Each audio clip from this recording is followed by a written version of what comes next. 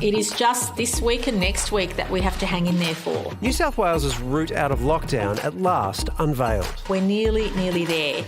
And let's not give up at the last minute. A roadmap of 3 stages. Our blueprint for freedom right across the state. On October 11, at 70% double dosed, 5 visitors to the home is allowed, and pubs, gyms and hairdressers will reopen for the fully vaxxed with restrictions as planned. The state on track. There's no doubt that for those of us who are fully vaccinated, at the 70% double dose, life will feel so much better. At 80% double dosed, we envisage that to be by the end of October. The fully vaxxed can travel freely across New South Wales, enjoy home gatherings with 10 people, community sport and, of course, vertical drinking. We know as we head into spring and summer, it's something that the public would like to see. But a tough message to those yet to get the jab. You will not achieve any further freedom unless you get vaccinated. Places of worship, their only exception. But that's it, and we ask people to exercise a huge degree of caution. Only at the final stage, 90% double dosed, expected around December 1st, will the unvaccinated be allowed the same freedoms. I think today is a very disappointing day for those who aren't vaccinated. I think they assumed that once we hit 80% double dose that they would have certain freedoms.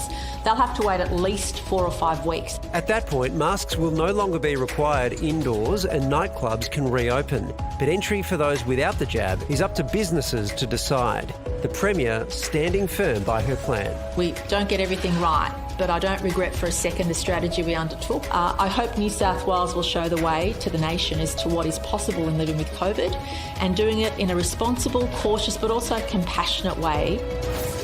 Well, Mary-Louise McLaws is here to give us her thoughts on the opening plan. Mary-Louise, what do you make of the Premier's path out? Good evening. Look, I think that the path out assumes that anybody who's double vaccinated won't actually acquire COVID and pass it on to anyone in their household who is yet to be fully vaccinated. Now, that's a big assumption because we do know that sometimes people do get either silent COVID or a very mild symptomatic COVID, and they can pass it on. It's less likely, but it can happen. So that is a problem when you have a shared household. Mary-Louise, unvaccinated people are basically left out in the cold until 90% is reached. How comfortable are you with that?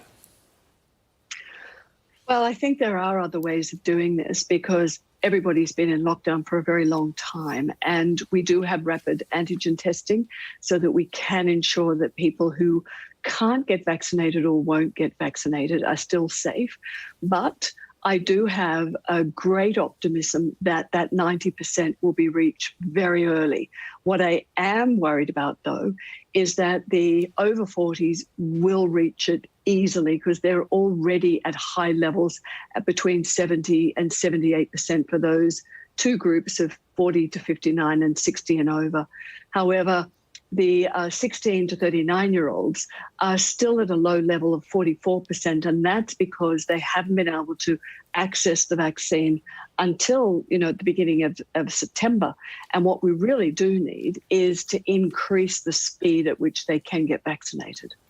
Interesting to compare the two states that now have a more concrete plan. So Victoria, more restrictive than New South Wales. New South Wales, you can have people at your home, small numbers, more people outside and so on, more time outside. Does Victoria have a reason to be less confident than New South Wales does? Look, I think Victoria has always been very precautious.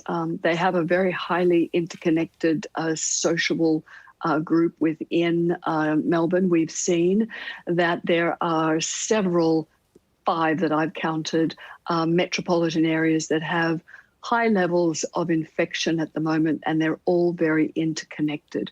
So I think that they're learning from New South Wales, and so they should, as we, I hope, have learned from Singapore, where they opened up too soon with too lower vaccination rate.